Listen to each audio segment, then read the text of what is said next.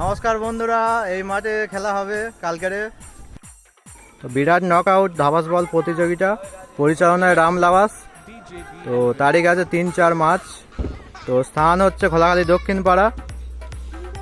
তো প্রথম পুরস্কার আছে 11,001 টাকা ট্রফি সহ, আর দ্বিতীয় পুরস্কার আছে 9,001 টাকা ট্রফি সহ।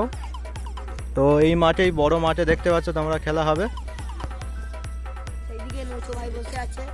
তো এখন দেখতে পাচ্ছ কমিটির দাদারা সব কাজ করছে গোলকির, আর এদিকে জেবিএল এসে গেছে আমাদের অপারেটর দা।